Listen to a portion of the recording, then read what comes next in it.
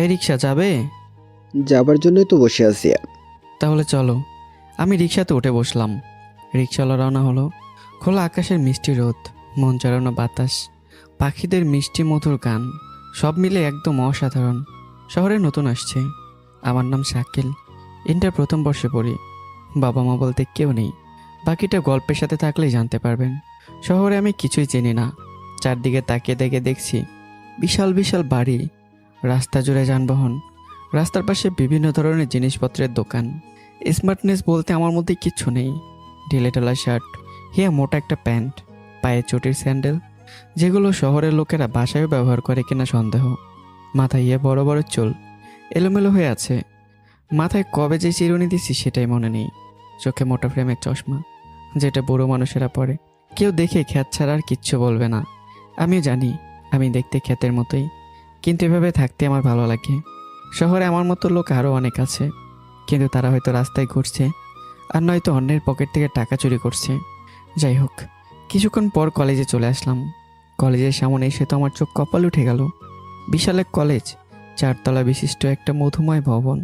আমি রিক্সা থেকে নেমে কলেজের দৃশ্য দেখছিলাম। তখনই রিক্সাওয়ালা আমার কাছ থেকে টাকা চাইলো। আমি পকেটে হাত দিয়ে 10 টাকা বের করে দিলাম। তারপর গেটের সামনে এসে দেখি কলেজে অনেক ছাত্রছাত্রী, যে যার কাজে বেজে। আমি প্রথম পা ভিতরে দিলাম। এত বড় কলেজে আমি চান্স পাবো সেটা কখনো কল্পনাও করিনি। কলেজে ঢুকতেই সবাই আমার দিকে তাকিয়ে আছে, কারণ এখানে কেউ খ্যাত নেই, সবাই স্মার্ট। সবাই হয়তো এটাই ভাবছে, আমার মতো গাইয়া খ্যাত ছেলে এই কলেজে কী করে চান্স পেল। আমিও সেটাই ভাবছি। চারদিকে তাকাচ্ছি আর সামনে এগিয়ে যাচ্ছি। এমন সময় আমার সামনে একটা ছেলে এসে দাঁড়ালো। আমি চশমাটা হাত দিয়ে একটু নাড়িয়ে বললাম, জি জি ভাইয়া, বলেন। কলেজে কি নতুন? জি ভাইয়া। তাই বলে রকির পারমিশন না নিয়ে সামনে আগানোর ক্ষমতা কার আছে?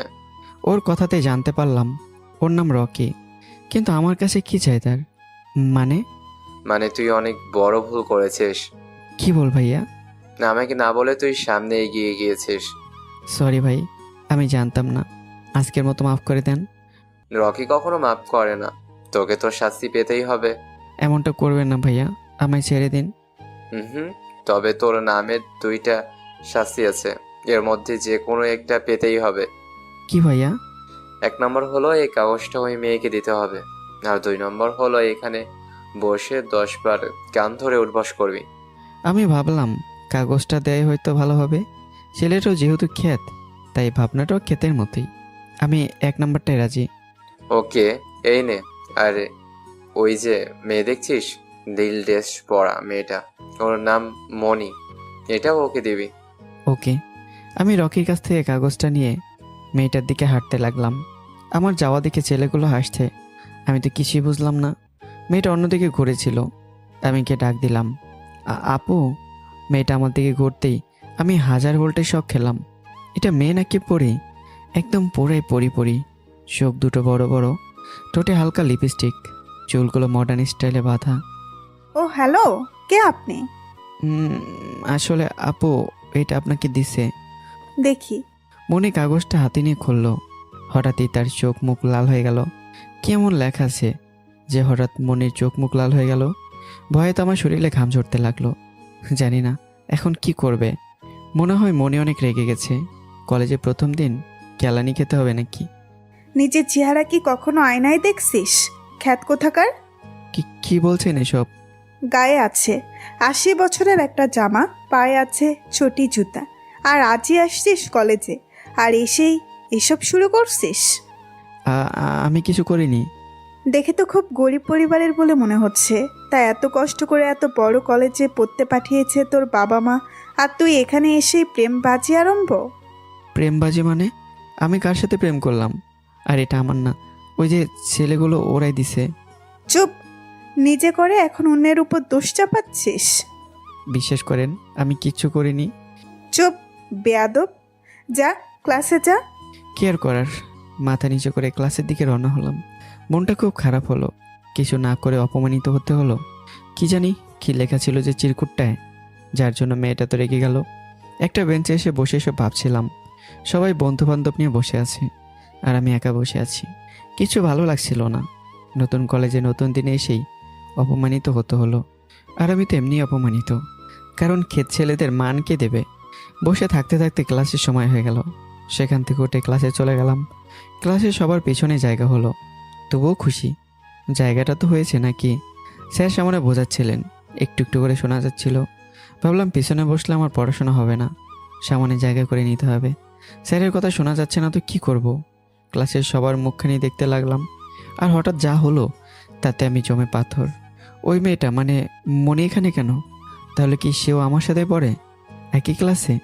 হঠাৎ মনির চোখ আমার দিকে পড়ল। আমি ভয় পেয়ে গেলাম, কিন্তু মনি মুচকে একটা হাসি দিল। হাসিটা আপনারা দেখলে তো পুরাই পাগল হয়ে যেতেন। আমি তো পুরাই ফিদা। এত সুন্দর হাসি মনে হয় আমি জীবনে প্রথম দেখলাম। কি সুন্দর মুখের চাহনি। মুচকে হাসলে তো দুই গালে দুইটা টোল দেখা দিল, যেটা আমার প্রধান ক্রাশ। আমি এখনও তাকিয়ে আছি, চোখ সরাতেই মন চাচ্ছে না। তখন মেয়েটা আবার আমার দিকে তাকালো। বুকের ভিতর ভয় দেখা দিল, কিন্তু চোখ সরাতে মন চাচ্ছে না। মনি বুড়ো কুসকে জিজ্ঞাসা করলো কি। আমি মাথা নেড়ে না সূচক উত্তর দিলাম। মনি আবারও হাসিটা আমায় উপহার দিল। আমি নিজেকে সামলে নিলাম, কারণ আমার কপালে এসব নেই। অতীতে অনেক কিছু ছিল, কিন্তু বর্তমানে কিচ্ছু নেই। আমি চোখ সরিয়ে নিলাম আর ক্লাসে মনোযোগ দিলাম। স্যার খুব সুন্দর করে বুঝিয়ে দিলেন, যেটা আমার মাথায় খুব অল্পতেই ঢুকে গেল। অন্যেরা কি করছে জানি না, তবে আমার মাথায় ধরে গেছে। ক্লাস শেষ হলো, বাইরে আসলাম। সবাই ক্যান্টিনে যাচ্ছে, আর আমি তার বিপরীত দিকে, কারণ ক্যান্টিনে বসার যোগ্যতা মনে হয় আমার নেই। মাঠের দিকে আসতেই আবার রকি আর তার বন্ধুরা আমার পথ আটকে দাঁড়ালো। আমি পাশ কাটিয়ে চলে যেতে চাইলাম, কিন্তু পারলাম না, তাই তাদের শিকার হয়ে গেলাম। ভাইয়া, সাইড দেন। এই দাঁড়া, জি বলেন। তুই জানিস এই চিরকুটে কি লেখা ছিল? না, সেটা তো আমি জানি না। ওখানে আই লাভ ইউ লেখা ছিল, কিন্তু তবুও মনি তোকে কিছু বললো না। বলেছে, অনেক বকছে। জহুম আজ পর্যন্ত যেই ওকে প্রপোজ করেছে সেই উপহার হিসাবে থাপ্পড় পেয়েছে, সাথে তার বান্ধবীদের গণধোলাই। আপনিও কি খাইছিলেন? চুপ বেড়া, আমায় মারার কার সাহস আছে? তবে আমিও প্রপোজ করেছিলাম, কিন্তু লজ্জা পেয়ে চলে গেছে, এখনো কিছু বলে নাই। ও, নিজের জিএফকে প্রপোজ করতে নিজেই ছেলে পাঠাচ্ছেন? কিন্তু কলেজের এত স্মার্ট হ্যান্ডসাম ছেলেরা প্রপোজ করলে মার খাই, আর তুই করলি অথচ কিছু বললো না। আমার কোনো দোষ নেই ভাইয়া। তাহলে মারলো না কেন? হয়তো আমায় দেখে ভাবির দরদ হইছে। ও হ্যাঁ, মনি আবার খুব দরদি। জি। শোন, তুই ওর দিকে ভুল করেও নজর দিবি না, কয়ে দিলাম। কখনো দিব না। কথাটা মনে থাকে যেন। অবশ্যই মনে থাকবে। যা। রকি এবং তার বন্ধুরা পথ ছেড়ে দিল, আর আমি চলে আসলাম। মাঠের এক কোণে এসে বসে পড়লাম। বসে থেকে বই পড়ছিলাম। কিছুক্ষণ পর ক্লাসের বেল দিল। আমি উঠে ক্লাসে আসলাম। ক্লাস করে আবারও একা একা বসে রইলাম, আর এভাবে দিনটা পার করলাম। সবকটা ক্লাস শেষ করে বাসায় চলে আসলাম। বাসায় বলতে আমি একাই থাকি। বাসায় এসে বইগুলো একদিকে রেখে বসে পড়লাম। কিছুক্ষণ পর বসা থেকে উঠে এসে রান্নাঘরে গেলাম। কিছু একটা তো রান্না করতে হবে, সেজন্য রান্না করে কী কী আছে সেটা দেখতে লাগলাম। আর যেটা যেটা পেলাম সেটা দিয়ে আজকের মতো কাজ চালালাম। রান্না শুরু করলাম। রান্না করে একটু একটু জানি, তবে খুব ভালো নয়। আমার রান্না আমি ছাড়া কেউ খেতে পারবে না। রান্না বান্না শেষ করে গোসল করলাম, তারপর খেতে বসলাম। খাওয়া দাওয়া করে একটু রেস্ট নেওয়ার জন্য শুয়ে পড়লাম। বিকেলে কোথাও ঘুরতে গেলাম না, কারণ ঘোরাঘুরি আমার পছন্দ না। যদিও একসময় খুব পছন্দ ছিল, কিন্তু এখন আর নেই। সেই জন্য বই পড়েই সময়টা কাটালাম। সন্ধ্যাবেলা ক্লাসের পড়া পড়তে লাগলাম। সব ক্লাসের পড়া তৈরি করে আবার ঘুমিয়ে পড়লাম। পরদিন সকাল উঠে ফ্রেশ হয়ে দরজা লাগিয়ে দিয়ে বাইরে এসে দোকানে নাস্তা করলাম। তারপর হলে সে একই ড্রেস পরে কলেজের দিকে রওনা হলাম। কলেজে আসতেই রকি আমার পিছু লাগলো। ও রকি সহ ওর বন্ধুরা এসে কেউ আমায় ধাক্কা মারছে, আবার কেউ এসে আমার বই কেড়ে নিচ্ছে। খুব রাগ হচ্ছিল, কিন্তু নিজেকে কন্ট্রোল করলাম। এরকম না করতে অনেক অনুরোধও করলাম, কিন্তু কেউ আমার কোনো কথাই শুনছিল না। আমি বেচারা চুপ করে ওদের এসব মেনে নিচ্ছিলাম। বই খাতে নিয়ে উপরে ছুঁড়ে মারছিল, মাটিতে সে দপাস করে পড়ছিল, আর আমি সেগুলো ঝেড়ে ঝেড়ে গোছাচ্ছিলাম। হঠাৎ আমার সামনে কেউ এসে দাঁড়ালো। পা দুটো খুব সুন্দর, দু পায়ে সুন্দর সুন্দর নূপুর পরা, খুব দামি জুতা পরে আছে। পা দেখে বোঝা যাচ্ছে যে কোনো মেয়ে। আমি কিছু না বলেই বই গোছাতে লাগলাম। তখন সে আমার সামনে এসে বসে পড়ল। আমি চোখ তুলোর মুখে থেকে তাকাতে অবাক হলাম। এটা তো মনি। আমি মনির দিকে তাকিয়ে আছি, আর মনি আমার বইগুলো গোছাচ্ছে, আর সব কটা গুছিয়ে আমার হাতে দিয়ে দাঁড়িয়ে গেল। আমি আবুলের মতো মনির পেছনে দাঁড়িয়ে গেলাম। মনি রকির দিকে তাকিয়ে আবার আমার দিকে তাকালো। তুমি যাও। জি। আমি মাথা নাড়িয়ে ওখান থেকে চলে আসলাম। তারপর মনি কি করেছে জানি না, আমি সোজা ক্লাসে চলে গেলাম। কিছুক্ষণ পর ক্লাসে স্যার আসলো। সবাই স্যারকে সালাম দিলাম। স্যার সবাইকে বসতে বলল। এরপর পড়া বের করে ধরলো। একে একে ধরলো, কিন্তু শুধু কয়েকজনই পারলো। তার মধ্যে রকিও পারলো না। এবার আমার পালা। স্যার আমায় বলতে আমি দাঁড়িয়ে গেলাম। আমাকে দেখে সবাই হাসতে লাগলো আর বলল, এই ফকির কোত্থেকে আসলো? আমি সবার মুখের দিকে তাকালাম, কিন্তু কিছু বললাম না। স্যার সবাইকে থামতে বলল আর আমায় পড়া বলতে বলল। আমি শুরু করলাম বলতে। আমার পড়া দেখে মনীষসহ সবাই অবাক হলো। এবার স্যার আর একটা কঠিন প্রশ্ন করলো, সেটাও আমার জানা ছিল, তাই উত্তর দিতে মোটেও সমস্যা হলো না। এবার তো স্যারও অবাক। তুমি কে বাবা? স্যার, আমার নাম শাকিল খান। কিন্তু তুমি পিছনে কি করছো? স্যার, সামনে জায়গা নেই।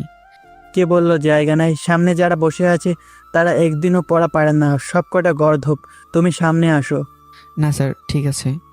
আরে আসো না। আর আজই থেকে একটা নিয়ম, যে পড়া পারবে সে সামনে বসবে, আর পড়া না পারলে সবার পিছনে। সবাই একসঙ্গে বলল ঠিক আছে। তখন স্যার ছেলে আর মেয়েদের মধ্যে যারা যারা পড়া পারে তাদের সামনে বসিয়ে দিল। এর মধ্যে আমিও ছিলাম, আর মনিও ছিল। আমি সবার সামনে চেটে জায়গা পেলাম, আর মনিও তাই পেল। মনি আমার দিকে তাকিয়ে মুচকে একটা হাসি দিল। আমি তার কোনো রিপ্লাই না দিয়ে সামনে তাকালাম। ক্লাসটা কোনো রকম শেষ করলাম। এদিকে রকি আমার দিকে তো সেইভাবেই তাকিয়ে আছে। আমি ওর জায়গা দখল করাতে রকি একদম রাগে লাল হয়ে গেছে। আমি ওদিকে কান না দিয়ে ক্লাসে মনোযোগ দিলাম। ক্লাস শেষ করে বাইরে আসলাম। তখন পড়লাম এক বিপদে। রকি আর তার বন্ধুরা এসে আমায় ঘিরে ধরল। কিরে, একদিন হলো কলেজে এসেই ভাব শুরু করেছিস? আমি কি করলাম ভাইয়া? একদিন পড়া পারছিস বলেই কি তোর ভাব নিতে হবে? আমি কখন ভাব নিলাম?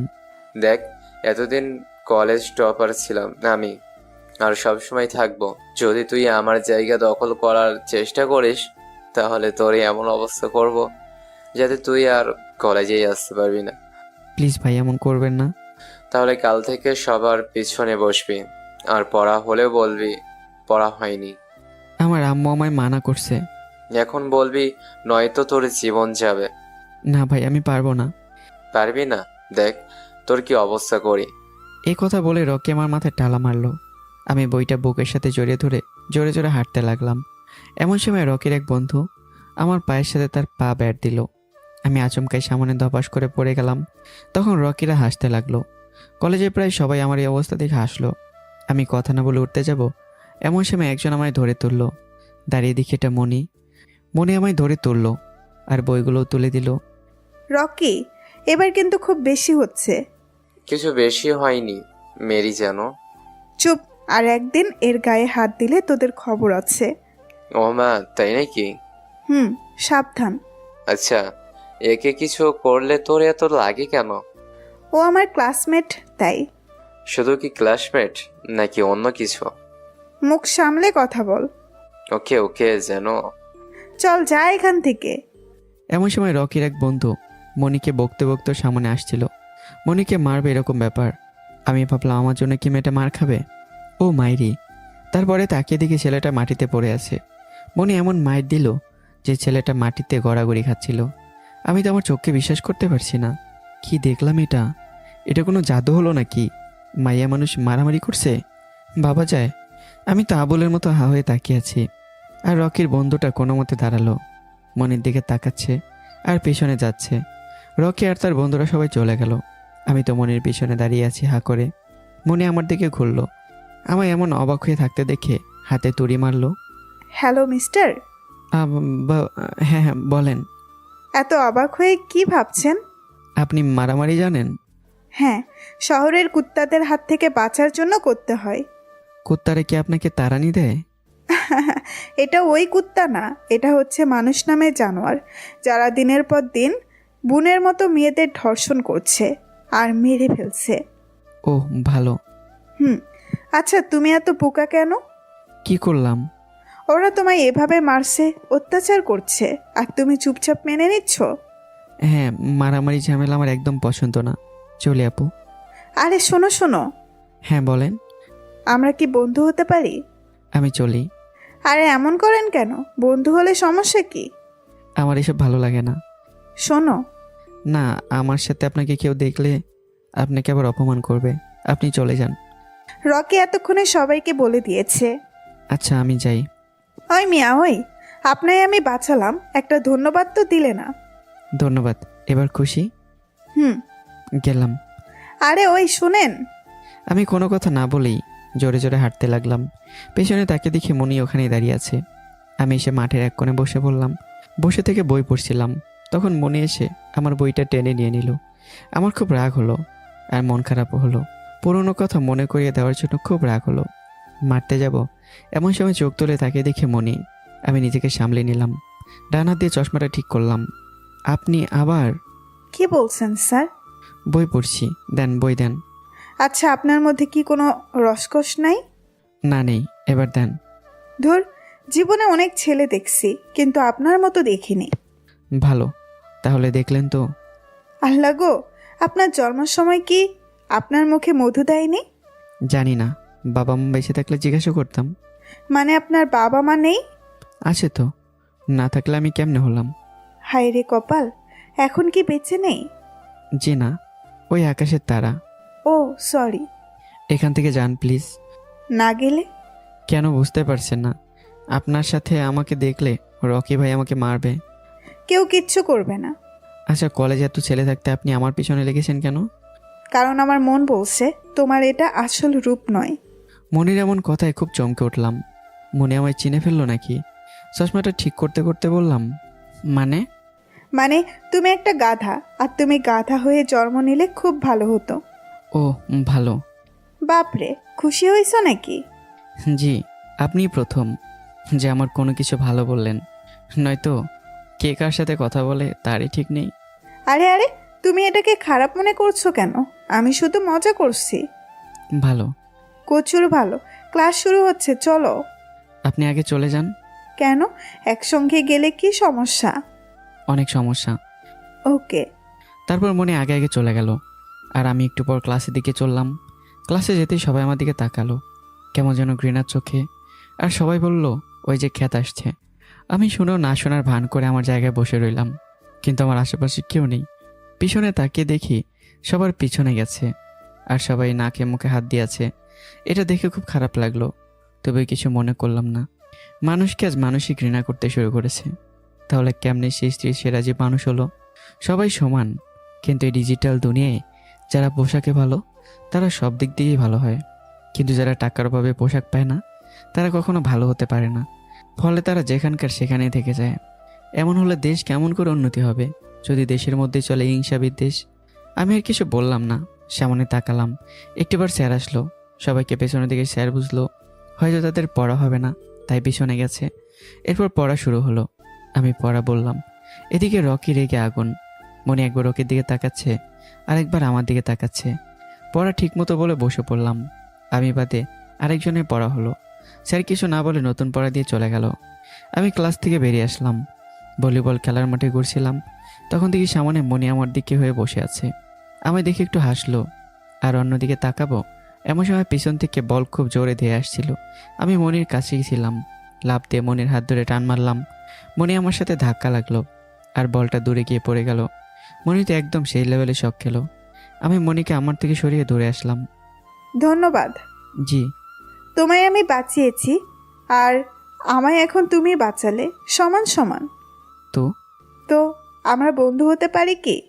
মনির এমন কত শুনে আমি অবাক হলাম। আর পাশ থেকে মনির বান্ধবী জুই বলল, তোর কি মাথা খারাপ? এমন একটা গাইয়া খ্যাত ছেলের সাথে বন্ধুত্ব করতে চাস? তুই চুপ কর। কেন রে? এই যে মিস্টার খ্যাত, আপনার প্যান্টে কি আরো 4 জনকে নিয়ে থাকেন? জুয়ের কথা শুনে মনীষাও সবাই হাসতে লাগলো। আমি মাথা নিচু করে নিলাম। চুলে তো মনে হয় 1 মাস থেকে শ্যাম্পু করে নাই। জুই, তুই চুপ করবি? সত্যি কথা বললেই দোষ। শোনেন আপু, আমি আপনার বান্ধবীকে আমার বন্ধু হতে বলিনি। সে তোর সাথে আমি কথা বলতে পারবো না। বলতে হবে না, তবে একটা কথা জেনে রাখেন, সব মানুষ কিন্তু একই, সবাই সমান। সর খ্যাত কোথাকার। জুই, প্লিজ চুপ কর। আমি আর কথা না বলে সেখান থেকে চলে আসলাম। আসার সময় মনে পিছন থেকে অনেকবার ডেকেছে, কিন্তু আমি সাড়া দিইনি। খুব খারাপ লাগলো আজকে, তবু আমি এমনই থাকবো। আমি আমার মতোই থাকবো। কে পছন্দ করলো কে করলো না এটা দেখার সময় আমার নেই। এটা ভেবে চলে আসলাম ক্লাসে। ক্লাসে এসে দেখি কেউ নেই। আমি একা বসে পড়লাম।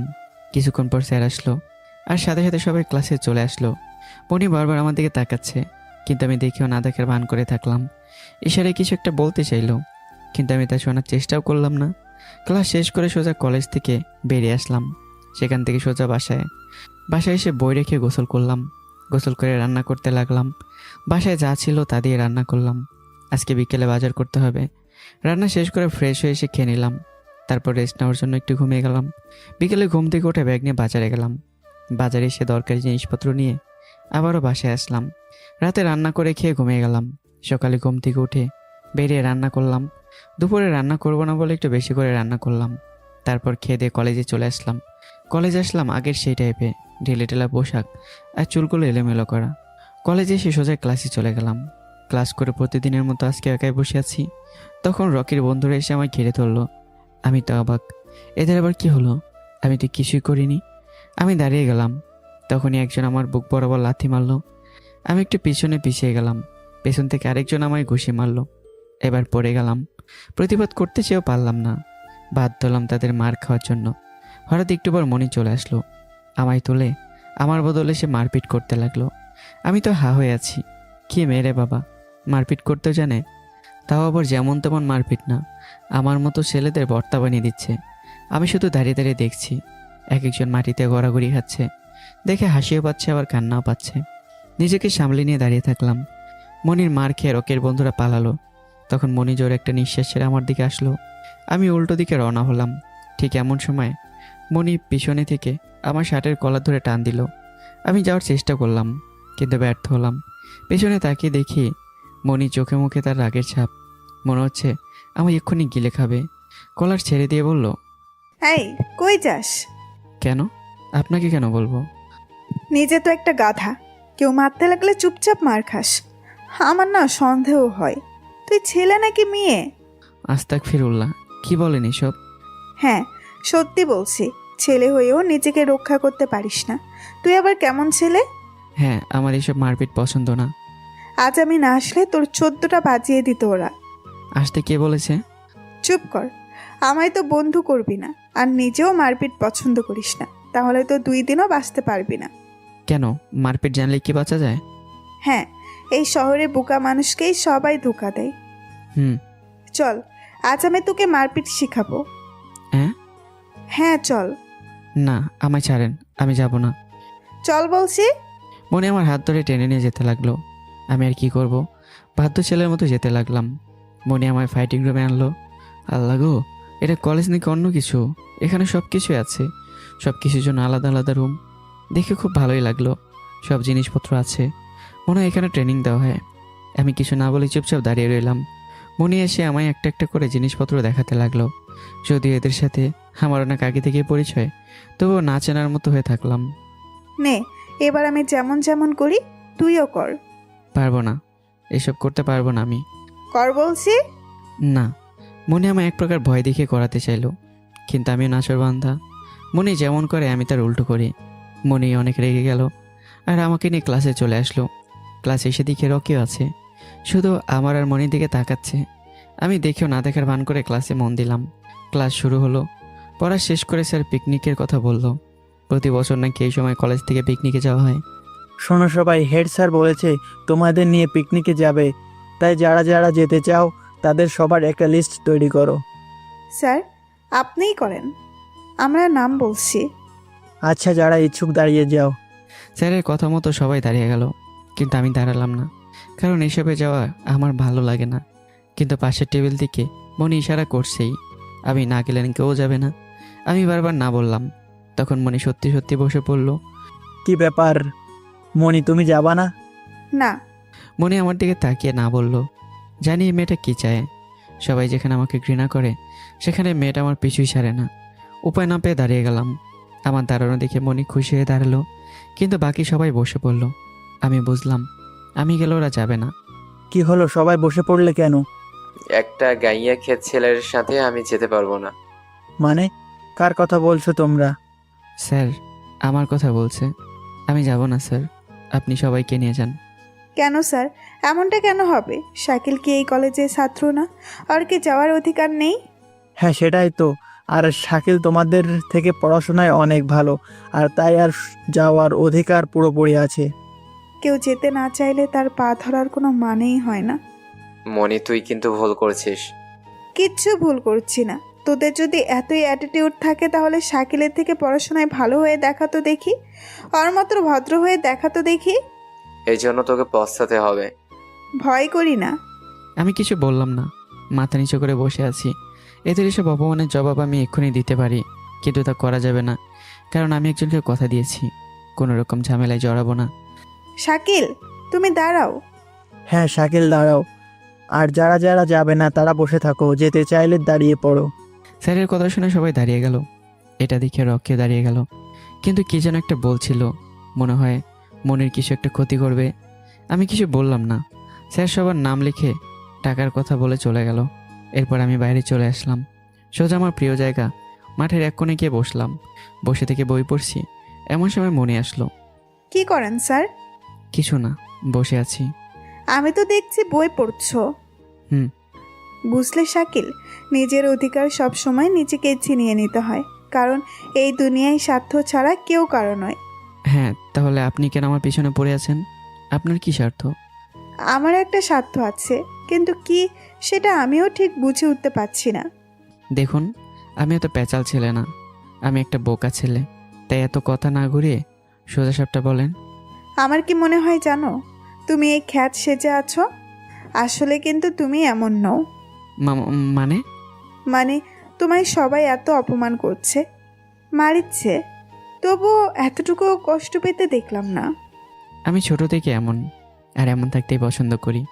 কেন? হ্যাঁ, এটা মডার্ন দুনিয়া, এখন তোমার মতো খ্যাতদের সবাই অপমান করবে, তাই বলছে নিজেকে পাল্টাও।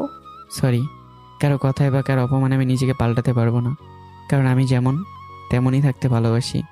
বোঝার চেষ্টা করো। আপনি এখান থেকে যান। কিন্তু শাকিল। হ্যাঁ, মনে না ওঠাতে আমি নিজে উঠে চলে গেলাম ক্লাসে। ক্লাসে এসে দেখি কয়েকজন বসে আছে। আমায় দেখে তারা সবাই চলে গেল। আমি আমার জায়গায় বসে পড়লাম। কিছুক্ষণ পর স্যার আসলো, ক্লাস করলাম। তারপর ক্লাস শেষ করে বাসায় চলে আসলাম।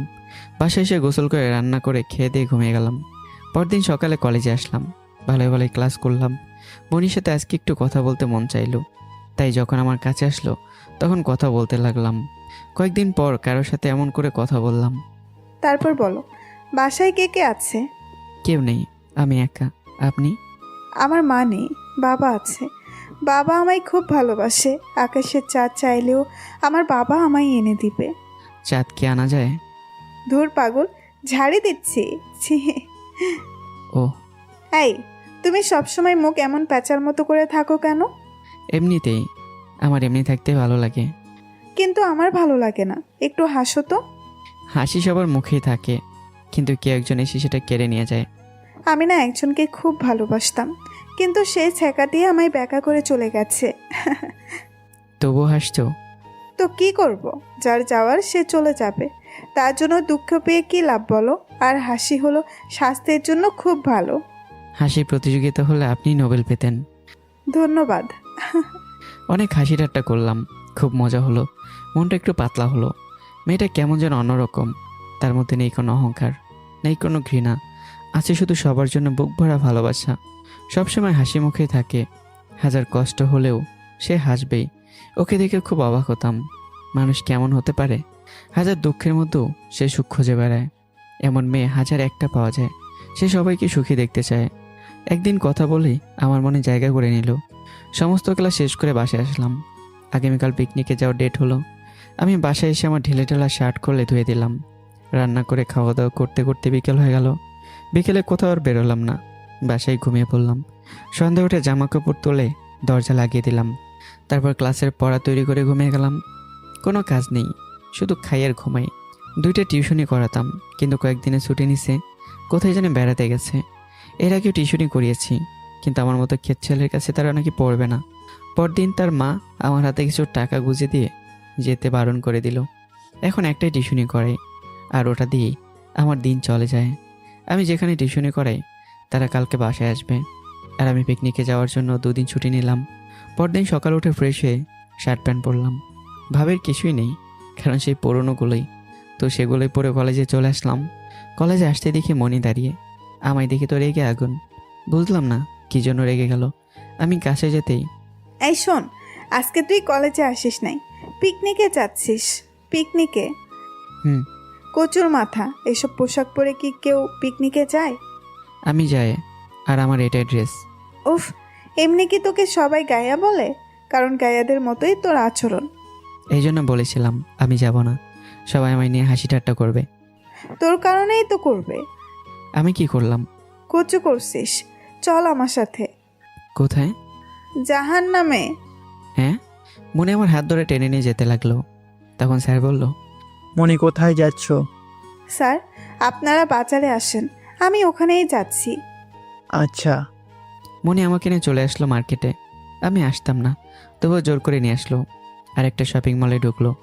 নে, একটা শার্ট পছন্দ কর তো। কার জন্য? আমার বিএফের জন্য। দেখতে শুনতে তোর মতোই। তাহলে আপনি করেন। না, তুই কর। আমার পছন্দ নাকি তোর ভালো লাগে না? ও। আমি চারদিকে তাকালাম, অনেক শার্ট ঝোলানো আছে, তার মধ্যে একটা ব্ল্যাক কালার, ওটা আমার খুব পছন্দ হলো। এটি খুব সুন্দর।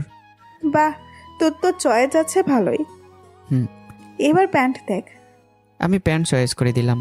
তারপর সব এক জায়গায় করে বিল দিয়ে একটু এদিকে সরে আসলো। শাকিল, ও। এই নে, সব তোর জন্যই। যা, তাড়াতাড়ি চেঞ্জ করে নে। কি বলেন? এসব না আপনার বিহেভিয়ার জন্য? বিএফ নাই নাকি? ছাই, বিএফ মানে বেস্ট ফ্রেন্ড। বর আমার বেস্ট ফ্রেন্ড তুই। নে নে, তাড়াতাড়ি কর। সরি, আমি এসব নিতে পারবো না। আমি এত আশা করে নিলাম, আর তুই নিবি না? না, আমি এমনি ভালো। প্লিজ নে না, আমি তোর প্রতি দয়া করে দিচ্ছি না, বন্ধু হিসাবে গিফট করছি। জানি, তবুও লাগবে না। নে, হয়তো খুব খারাপ হবে কিন্তু। যা ইচ্ছা করেন। আচ্ছা আচ্ছা, ধরে নে আমি তোকে ধার দিলাম, তখন তোর কাছে টাকা থাকবে, তখন দিয়ে দিবি। ভাবলাম এমন হলে নেওয়া যেতে পারে, টিউশনের টাকা পেলে দিয়ে দেব। ধন্যবাদ। যা, ওই রুমটাই গিয়ে চেঞ্জ করে নে। আমি মনির হাত থেকে ব্যাগটা নিয়ে সামনে থাকা রুমটায় চলে গেলাম। তারপর আগেরগুলো খুলে নতুনগুলো পরলাম। আগেরগুলো ব্যাগে নিয়ে বেরিয়ে আসলাম। মনি আমার দিকে হা হয়ে তাকিয়ে আছে। আমি চশমাটা ঠিক করতে করতে মনির কাছে আসলাম। একদম ফাটাফাটি, কিন্তু কিছু একটার কমতি আছে। কি সেটা? কিশোরী না, চলেন তো। না রে, কিছু একটার কমতি আছে। বললাম তো নেই। হ্যাঁ, চশমা, সানগ্লাস নিতে হবে। আয়। আরে আরে, লাগবে না। লাগবে, আয়। মনে আমায় টেনে চশমার দোকানে নিয়ে আসলো। তারপর মনে কালো একটা সানগ্লাস চয়েস করলো। এটা আমার পক্ষ থেকে গিফট। ওসব তো নিলি না, তবে এটা কিন্তু নিতেই হবে। আমি আর না করলাম না। আসলে আমার মন অন্যদিকে। এসব পোশাকে যদি কেউ আমায় চিনে ফেলে, না জানি তখন কি হবে। মনে নিজের হাতে আমায় পরিয়ে দিল। ততক্ষণে বাইরে স্যাররা সবাই চলে আসছে। চল, আজ সবার চোখ কপালে উঠে যাবে তোকে দেখে। আমি এসব। চুপ, ভয় কেন পাস? আমি তো আছি। মনে আমার হাত ধরে বাইরে আসতে লাগলো। ভয়ে তো আমার মন চুনোমুনো হয়ে গেছে। বাইরে আসতেই সবাই আমায় দেখে অবাক হয়ে তাকিয়ে আছে, যেন তারা ভূত দেখছে। মনে আমার দিকে তাকিয়ে মুচকে আসলো। তারপর গাড়িতে উঠে বসলাম। গাড়ি বলতে দুটো বড় বড় বাস ছিল। মনে আমার পাশে সিটে বসলো। বললাম না, সবার চোখ উড়ে যাবে। কি দরকার ছিল? চুপ। হুম। এখন শুধু দাড়িটা সাইজ করলে তোকে একদম হিরো লাগবে। আমি চুপ। আমি আর মনে এসব নিয়ে মজা করছিলাম। তখন রকি পাশ থেকে বলল, বাদরকে কখনো সিঁদুর দিলে মানাই? বাদুরকে নয়, হাতিকে সিঁদুর দিয়ে দেখিস কেমন লাগে। গাইয়া একটা ক্ষেত কিনা হিরো সাজবে, কোথায় জোকার সেজে বসে আছে। জোকারও নয়, জোকার তুই সেজে বসে আছিস। এই মনি, এই তুই কিন্তু খুব বার বেড়ে যাচ্ছিস। বারে, কি দেখিস? এখনো তো গায়ে হাত দেইনি। গায়ে হাত দিলে এতক্ষণে হাসপাতালে থাকতি। দেখা যাবে কে কার গায়ে হাত তোলে। চুপ থাক। রকি আর কিছুই বলল না। মনিও চুপ হয়ে গেল। নিজেকে খুব অপরাধী মনে হচ্ছে। আরে তুই চুপ করে আছিস কেন? একজনের খাওয়া দেখলে কুকুর কখনো সহ্য করতে পারে না। চুপ করেন তো। হুম। সবাই যে যার মতো গল্প করছে, আর আমি চুপচাপ বসে আছি। এই জন্য মনে অনেকবার বকাও দিছে, কিন্তু আমার ভালো লাগছে না। আচ্ছা, আমরা কোথায় যাচ্ছি? কক্সবাজার। কি? হ্যাঁ, কিন্তু তুমি এত অবাক হচ্ছ কেন? আমায় আগে বলনি কেন? কি হয়েছে? ওখানে গেলে সমস্যা কি? না মানে কিছু না, আমার একটা মাস্ক লাগবে। কেন? সমস্যা হচ্ছে।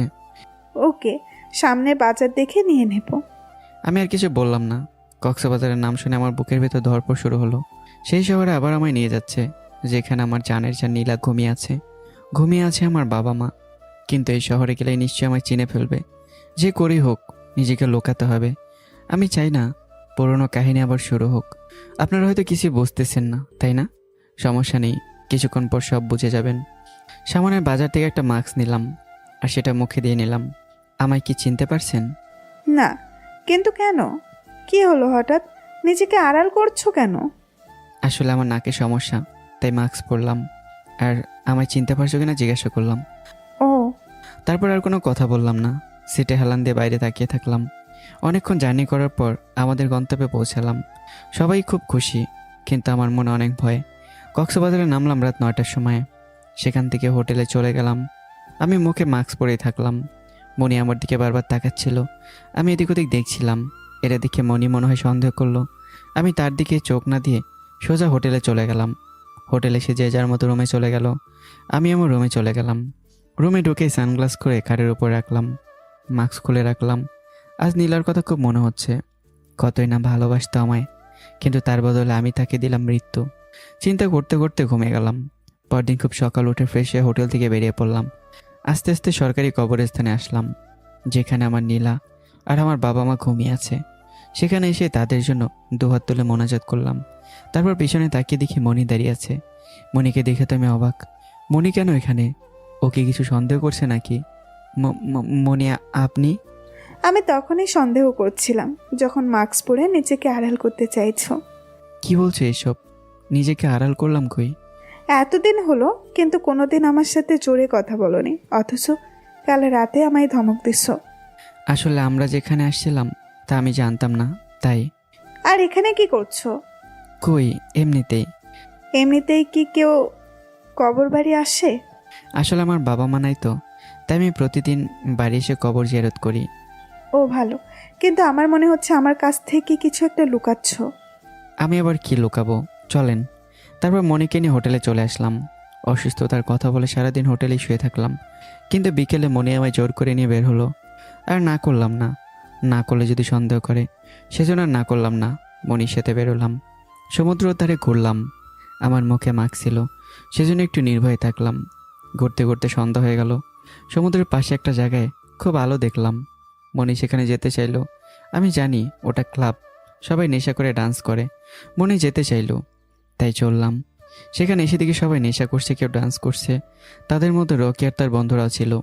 মনিও ড্রিঙ্ক করতে চাইলো, কিন্তু আমি না করাতে আর করলো না। এদিকে রকির একদম ঝাক্কাস হয়ে গেছে। আমরা দাঁড়িয়ে থেকে সব আনন্দ উপভোগ করছিলাম। হঠাৎ মনি বলল, শাকিল, তুমি এখানেই থাকো, আমি একটু আসছি। কোথায় যাবেন? জরুরি। আচ্ছা যাও, তাড়াতাড়ি এসো। হুম।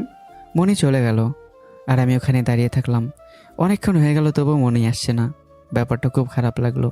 তখনই খেয়াল করলাম রকি আর ওখানে নেই। তাহলে নিশ্চয়ই রকি মনির কাছে গেছে। আমি দাঁড়িয়ে না থেকে সোজা দৌড় দিলাম। একটু দূরে আসতেই মনির কণ্ঠ পেলাম। দৌড়ে গিয়ে দেখি রকি মনির সাথে জোরাজুরি করছে। মনির ইজ্জত নেওয়ার জন্য রকি পাগলের মতো ঝাঁপিয়ে পড়েছে। আর মনি নিজের সমস্ত শক্তি দিয়ে নিজেকে বাঁচানোর চেষ্টা করছে। দুই পাশে দুজন মনির হাত টেনে ধরে আছে, কেউ যাতে রকিকে ডিস্টার্ব করতে না পারে, সেজন্য তার বন্ধুরা চারদিকে ঘিরে আছে। আমার খুব রাগ হলো। সামনে এগোতেই রকির বন্ধুরা এসে আমায় আটকালো। আমি মারতে যাব, এমন সময় নীলার কথা মনে হলো। আমি যে নীলাকে কথা দিয়েছি কোনোদিনও মারপিটে জড়াবো না, কথাটা মনে হতেই নিজেকে সামলে নিলাম। কিন্তু একটা মেয়ের বাঁচাও বাঁচাও চিৎকারে যেন আমায় শান্তি দিচ্ছিল না। তখন ভাবলাম, মনির জায়গায় যদি নীলা থাকতো তাহলে কখনো তাকে ছেড়ে যেতাম না, আর মনিকেও তাই ছেড়ে যাব না। দুজনকে দুটো ঘুষি দিয়ে ফেলে দিলাম। একে একে রকির বন্ধুদের আঘাত করলাম। মনি হাল ছেড়ে দিল, নিজেকে সঁপে দিল রকির কাছে। ঠিক এমন সময় আমি রকিকে ধরে টেনে তুলে মারতে লাগলাম। মারতে মারতে রকি ঘায়েল হয়ে গেছে। তার বন্ধুরা একে একে পালিয়েছে। আমার মুখে মাস্ক ছিল, সেজন্য হয়তো আমায় কেউ চিনতে পারেনি, কিন্তু মনি ঠিকই চিনে ফেলেছে। কলেজে আমায় অনেক মেরেছে, অনেক অপমান করেছে, তার প্রতিশোধ আজ নেব। আমি মুখ থেকে মাস্ক সরালাম। কিরে রকি, কলেজে তো খুব মারছিলি আমায়, খুব অপমানও করছিস। আজ তোর এমন অবস্থা করব যাতে ভবিষ্যতে শুধু আমি কেন, আমার মতো ক্ষেত ছেলেকে দেখলেই সালাম করবি। আহ, আহ, আমায় ছেড়ে দে, আমায় চিনিস না, ভালো চাইলে আমায় ছেড়ে দে। তুইও আমায় চিনিস না। কি ভেবেছিস ক্ষেত গাইয়ের মতো হয়ে থাকি বলে কিছু জানি না? আরে তোর মতো হাজারটা রকিকে আমি কাবু করছি। বাসে ছেলে ছেড়ে দে। এবার তুই বেঁচে থেকে মরার মতো পড়ে থাকবি। পাশে একটা গাছের ডাল পড়েছিল, ওটা নিয়ে এসে রকের হাত পায়ে এমন জোরে জোরে বাড়ি মারলাম, মনে হয় 3 মাস হাসপাতালে থাকবে। মুখে মাথায় আচ্ছা মতো ঘুষি মারলাম। রকি এবার আধমরা। মনি পিছন থেকে এসে আমার হাত পা টেনে নিল, আর সেখান থেকে দৌড়ে দৌড়ে চলে আসলো। আমি হাত থেকে গাছের ডালটা ফেলে দিলাম। তারপর মনি আমায় ঠাস করে একটা থাপ্পড় দিল। তুই কেন আমায় মিথ্যা বলছিস? বল কেন? আমি কি মিথ্যা বলছি? তুই বলছিস তুই মারামারি জানিস না, আবার এমন মারামারি করলি যে আমি নিজেও জানি না। হুম। বল তুই কে? বল, সত্যি করে বল তুই কে? এই সেমরি, বেশি অধিকার দেখাতে আসবি না। যেমন আছিস তেমনই থাক। কি বললি তুই? কানে কি কম শুনিস? মানে? চুপ, একদম পাকনামো করবি না। মনি আর কথা বলল না, দবাস করে বসে পড়ল। আমার মাথা একদম গরম, কি বলতেছি নিজেও জানি না। আমি একটু দূরে উঁচু জায়গায় বসে পড়লাম, মাথায় হাত দিলাম, নিজেকে কন্ট্রোল করলাম। মনি তো সব জেনে গেছে, ওকে যে করে হোক থামাতে হবে। মাথা ঠান্ডা করে মনির সামনে এসে বসলাম। মনি ফুপিয়ে ফুপিয়ে কান্না করতেছিল। মনি প্লিজ কাঁদবেন না। উম হুম হুম। দেখুন দেখুন, আমি মানছি আপনি মিথ্যা বলেছি, কিন্তু জানেন কি, এই মিথ্যা পরিচয় নিয়ে আমি বাঁচতে চেয়েছিলাম। মিথ্যা পরিচয় মানে? হ্যাঁ, আমি এখানকার কুখ্যাত মাফিয়া। কি? কিন্তু কি করে? আপনাকে বিশ্বাস করি বলেই বলছি। হ্যাঁ বলো। তাহলে শোনেন, প্রায় 1 বছর আগে আমি ছিলাম এই শহরের নামকরা মাফিয়া কিং। এখানকার সকল 2 নম্বর ব্যবসা আমার হাতেই হতো। খুব নামি দামি একজন গুন্ডা ছিলাম, ভারত থেকে মাল পাচার করতাম। থানায় আমার নামে 10টা খুনের মামলা ছিল। নারী পাচার, নারী নির্যাতন, কোনোটাতেই কম ছিলাম না। বড় বড় গুন্ডারা আমার নাম শুনলে ভয় পেত। আমার নাম ছিল শাওন, সবাই আমায় শাওন ভাই বলে ডাকতো। আমার আন্ডারে বেশ কয়েকজন কাজ করতো, তার মধ্যে ছিল 2জন আমার বেস্ট ফ্রেন্ড, জনি আর রকি। বাবা মা দুজনের কেউই ছিল না, ছিল শুধু একটা কলিজা, নীলা। আচ্ছা চলেন তাহলে প্রথম থেকে শুরু করি। আমি ছোটো থাকতে আমার বাবা মা মারা যায়। বস্তিতে বড় হয়েছি, একটা বুড়ি দাদি আমায় বড় করেছে। ছোট থেকে মারপিট করতাম, এদিক দিয়ে আমি ফার্স্ট ছিলাম, কিন্তু পড়াশোনায় একটুও না। 3বার ক্লাস 3-তে ডাব্বা মারছি। স্কুলে গেলেই যার তার সাথে মারপিট করতাম। কেউ আমার কলারে হাত দিলে রেগে যেতাম, যাকে বলে আগুন। এই জন্য বুড়ি দাদি আমায় প্রতিদিন বকা দিত, কোনোদিন খাবারও দিত না। আমিও প্রতিদিন কসম করতাম কাল থেকে আর মারপিট করব না। পরদিন কসমের কথা বলে যেতাম, শুরু করতাম মারপিট। ওই বস্তিতে এমন কোনো ছেলে ছিল না যে আমার সাথে পারবে। সব পিচ্চিরা আমায় ভয় পেত আর শাওন ভাই বলে ডাকতো। তাদের মধ্যে 2জন ছিল আমার কলেজের টুকরা, জনি আর রকি। ছোটোবেলা থেকে আমরা একসঙ্গে বড় হয়েছি। টিভিতে সিনেমা দেখতাম আর কদমতলায় এসে ঠিক হুবহু কপি করতাম। গুন্ডা হওয়ার খুব শখ ছিল। সিনেমায় গুন্ডার পার্ট যারা নিত তাদের ছবি এনে আমার ঘরে লাগাতাম। সবাই বলতো লোকজন নায়কের ছবি লাগায় আর তুই গুন্ডার ছবি লাগাস। তখন আমি বলতাম আমি একদিন এমন গুন্ডা হব যেখানে নায়ক কখনো জিততেই পারবে না। লোকজন আমার কথা শুনে হাসতো, আমি শুধু তাদের মনে রাখতাম, সুযোগ পেলে প্রতিশোধ নিতাম। এমন এক আসক্ত ছেলে ছিলাম আমি। সময়ের পরিবর্তনে আমি বড় হলাম আর বস্তির ভাই হয়ে গেলাম। আমার হুকুম ছাড়া একটা পাতাও নড়তো না বস্তিতে। আর আমার বুড়ি দাদি অনেকদিন আগেই মারা গেছে। আমি বাসায় তখন একাই থাকতাম। এখানকার সমস্ত মাস্তান গুন্ডার সাথে আমার পরিচয় ছিল, সবাই আমার নাম ধরে ডাকতো। আমি বেশিরভাগ সময় তাদের সাথে থাকতাম। আমার ধান্দা ছিল তাদের সাথে বিজনেস করা, কিন্তু কখনো চান্স পাইনি। একদিন আমি মাল পৌঁছানোর জন্য রওনা হলাম। রাস্তার মধ্যে হঠাৎ একটা সাইকেল আমার সামনে আসলো। আমি তাড়াহুড়ো করে ব্রেক মারলাম, সাথে সাথে আমি বাইক নিয়ে রাস্তায় পড়ে গেলাম। মাথায় একদম হাই ফাই রাগ উঠে গেল। মন বলছে শালার একদম ওপরে পৌঁছে দেই। রাগ নিয়ে ঝেড়ে ঝুড়ে উঠে দাঁড়ালাম। তাকে দেখে ওটা মেয়ে, সে সাইকেল তুলতেছে। হাত মুঠো করে তার কাছে গেলাম, কেবল মারবো এমন সময় সে চুলগুলো উপরে মারলো। রেশমি কালো চুল আমার মুখ চোখ দিয়ে স্পর্শ করে ওর কাঁধের উপর সুন্দর করে বসে গেল। তার চুলের মিষ্টি গন্ধে আমি তো কোনো অজানায় হারিয়ে গেছি। চোখ বন্ধ করে তাকে নিয়ে স্বপ্নের মাঝে হারিয়ে যাই। কিন্তু পরে মনে হলো শালা আমি তো তার মুখটাই দেখিনি। চোখ খুলেই দেখে সে হাঁটছে। আজব ক্যারেক্টার, আমায় ধাক্কা দিয়ে ফেলে দিল, আমার মনের মধ্যে ঘর করে বসে গেল, আর আমার কাছে একটু ক্ষমাও চাইলো না। আমিও কম না, মেয়েটার পেছন পেছন দৌড় দিলাম। বুকের ওড়নাটা সুন্দর করে কোমরে বাঁধা, দেখে মনে হচ্ছে সে আমার এই সাইকেলওয়ালি। সরি। এই যে ম্যাডাম, আমি এসব ইংরেজি বুঝি না, প্রপোজ যদি করতে হয় বাংলায় কর।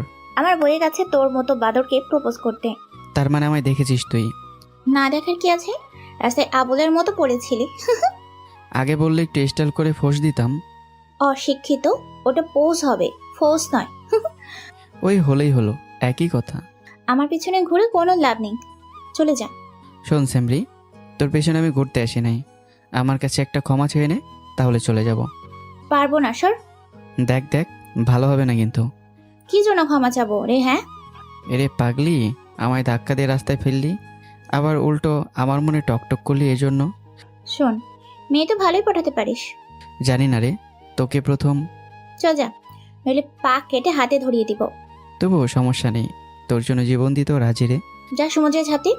আরে সেমরি শোন, দেখ তেরি চলে গেল। তখন মনে হলো আমার বাইক, আল্লাহ গো, আমার বাইক কই। দিলাম উল্টো দিকে দৌড় এসে দেখি একজন পুলিশ আমার বাইকটা তুলে রাস্তার পাশে নিয়ে যাচ্ছে। এক দৌড়ে গিয়ে বাইকে বসে স্টার্ট দিয়ে টান। আমার এমন কাণ্ড দেখে পুলিশও ভয় পেয়ে গেল। যদি পুলিশ আজ বাইক নিয়ে যেত তাহলে কত হাজার টাকা যে দেওয়া লাগতো কে জানে। তাই এমন করে আমার টাকাগুলো রক্ষা করলাম। বাইক নিয়ে চললাম, গান গাচ্ছি আর গাড়ি চালাচ্ছি। এভাবেই সমুদ্রের ধারে চলে আসলাম। দাঁড়িয়ে থাকলাম, কাস্টমার আসলো, মাল দিয়ে টাকা নিলাম। কাস্টমার চলে গেল, আমিও চলে আসবো। এমন সময় সমুদ্রে চোখ পড়ল, কে যেন ডুব দিয়ে উঠতেছে, চুলগুলো আকাশ ছোঁয়াছে অবস্থা, পুরো শরীর ভেজা। দেখে যে কেউ পাগল হবে, আমিও হলাম। তবে আগের পাগলির কথা ভেবে তেমন পাগল হলাম না। ও তেরি, ওটা তো ওই সাইকেলওয়ালি পাগলি। মেয়েটা দিকে ঘুরতেই দেখি ওটা সেই সাইকেলওয়ালি পাগলি। চোখ খেয়ে বিশ্বাস করতে পারলাম না, আমার পাগলি এত সুন্দর। কিছুতেই চোখের পলক পড়তেছে না, কখন যে আমার সামনে চলে আসছে টেরও পাইনি। চোখের সামনে তুড়ি দিয়ে বলল, ওই হলো, কি দেখিস? তোকে রে। কেন রে, এত দেখার কি আছে? তোকে না হেব্বি লাগছে রে। চুপ কর, পাম দিতে হবে না। পাম নয় রে, মাইরি বলছি। যা যা। আমার না তোকে হেব্বি লাগছে রে। ও মা, তাই নাকি? কি যেন, ও হ্যাঁ, ভালোবাসি রে তোকে। ভালোবাসার সময় নেই আমার।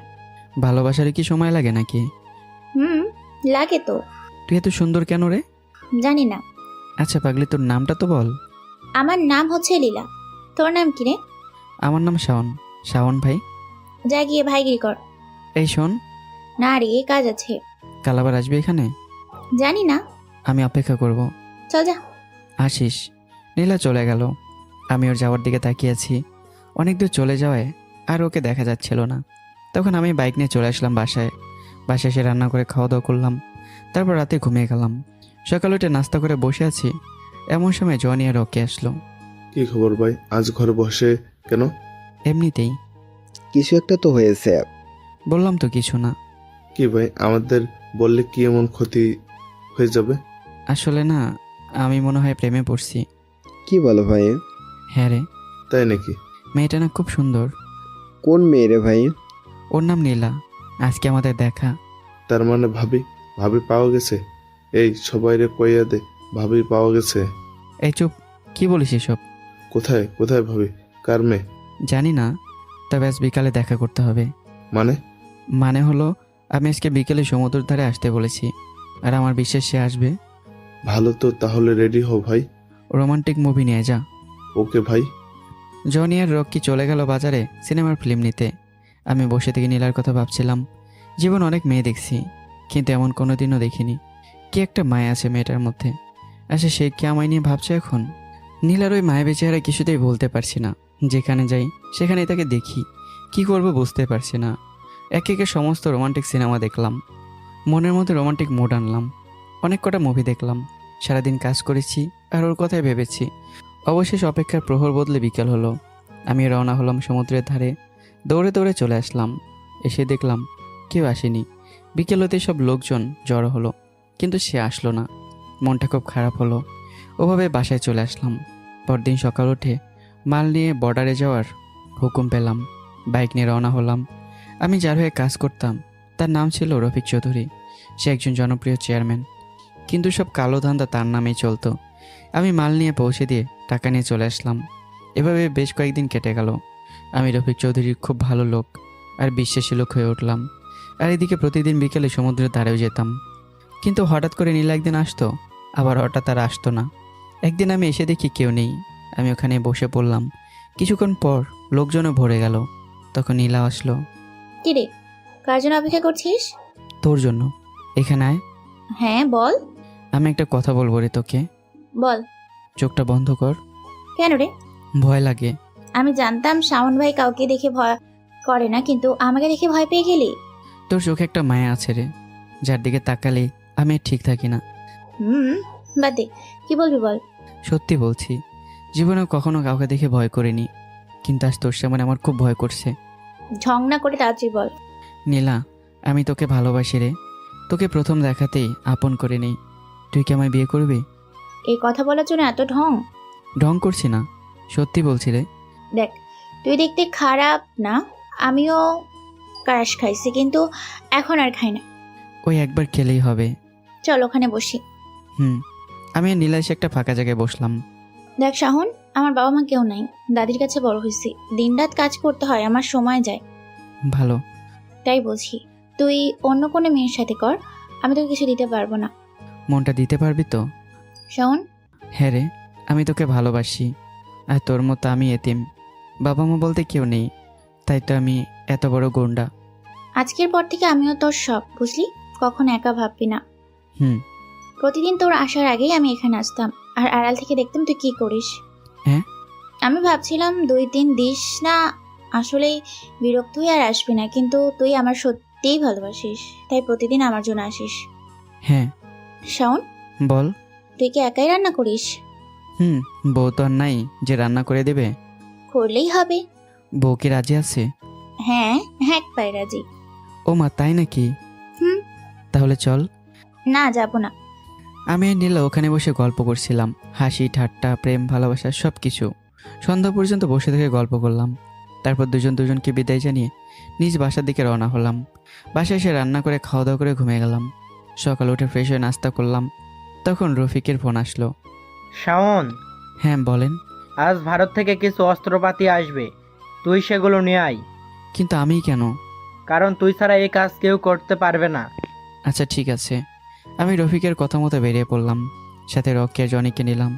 গাড়ি নিয়ে সোজা বর্ডার এসে দাঁড়ালাম। ওপার থেকে লোক আসলো, অস্ত্র চেক করে নিলাম। এমন সময় পুলিশের এন্ট্রি হলো। খুব অবাক হলাম, এত সাবধানে আসার পরও পুলিশ কি করে জানতে পারলো? টাকার ব্যাগ ওদের দিয়েই অস্ত্র গাড়িতে তুলে দিলাম টান। আমার সাথে সাথে পুলিশ আমার পিছু করলো। ভাই, পুলিশ তো আমাদের পিছু করছে। আসতে দে, সমস্যা নেই। কিন্তু অস্ত্র? বুদ্ধি আছে, চুপ থাক। আমিও গাড়ির স্পিড বাড়িয়ে দিলাম, কিন্তু হঠাৎই পিছন থেকে একটা পুলিশ গুলি করলো, আর সেটা সোজা এসে আমার হাতে লাগলো। আমি গাড়ি এদিক ওদিক করতে লাগলাম, এক হাত ছেড়ে দিয়ে আরেক হাতে গাড়ি চালাতে লাগলাম। এক হাতে চালিয়ে চলে আসলাম। মাল নিয়ে এসে সোজা গোডাউনে ভরে দিলাম। পুলিশও সাথে সাথে চলে আসলো, এসে সবাই চারদিকে ঘিরে নিল। আমি এক টুকরো কাপড় নিয়ে হাতটা বেঁধে নিলাম। এলাকা পুরো সার্চ করলো, কিন্তু কোথাও পেল না। আমি অ্যাম্বুলেন্সে উঠে বসলাম। এটা কেমন হলো স্যার? যখন কাজ করি তখন ধরতে পারেন না, আর যখন কাজ করি না তখন পিছু পড়ে যান। শালা বল, অস্ত্র কোথায়? অস্ত্র আছে অস্ত্রের জায়গায়। এখনো বলছি স্যালেন্ডার করে দে, শাস্তি কমে যাবে। স্যার, স্যালেন্ডার করার জন্য কি ধান্দা শুরু করছি? তোর খুলি উড়িয়ে দেব। এমনিতেও তো হাতের 12টা বাজিয়ে দিছেন, এখন এটা ঠিক করতে কত টাকা লাগবে কে জানে। বল, কোথায় লুকিয়ে রাখছিস? আরে স্যার, মাল থাকলে কি আপনার সামনে আসতাম? তাহলে আমাদের দেখে চোরে গাড়ি চালাচ্ছিলি কেন? আমরা আসলে স্যার, আমার গাড়ির ব্রেক ফেল করেছে, তাই আপনার কাছে সাহায্য চাচ্ছিলাম। আর আপনি কি করলেন? উল্টো আমার হাতেই গুলি করলেন। এটা যদি মিডিয়ার কানে যায় তাহলে এর সাথে 12-14 যোগ করে আপনার চাকরির ভর্তা করে দেবে। তুই জানিস না তুই কি করেছিস? এতগুলো মেয়ের জান নষ্ট করছিস, কত মানুষের প্রাণ নিয়েছিস। একদিন তোর জান দিয়ে তা পূরণ করতে হবে, দেখুস।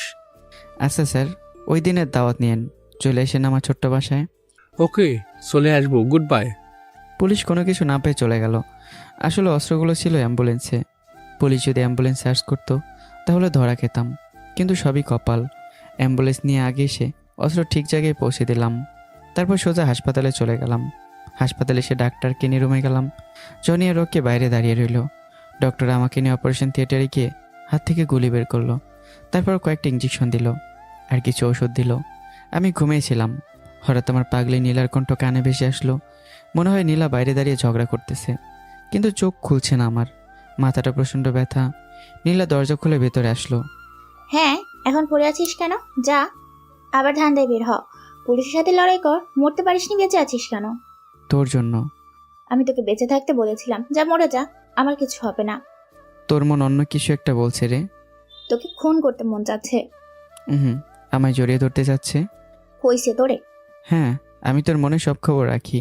এখন তোর মন চাচ্ছে আমায় তোর বুকে নিয়ে কপালে একটা উম্মা দিবে। হুম। বলতে দেরি নীলা ধপাস করে আমায় জড়িয়ে ধরলো। কিছুক্ষণ পর সেরে দিয়ে কপালে একটা চুমু দিল। তোর কি একটু ভয় লাগে না? না। আজকে যদি ওই গুলিটা হাতে না লেগে বুকে লাগতো তাহলে কি হতো? মরে। কথা শেষ করতেই দিল না। নীলা আমার মুখ চেপে ধরলো।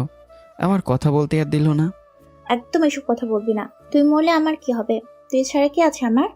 আরে আরে কাঁদিস কেন? আমি তো মজা করে বলছি। আমি জানি আমি ছাড়া তোর আর কেউ নেই।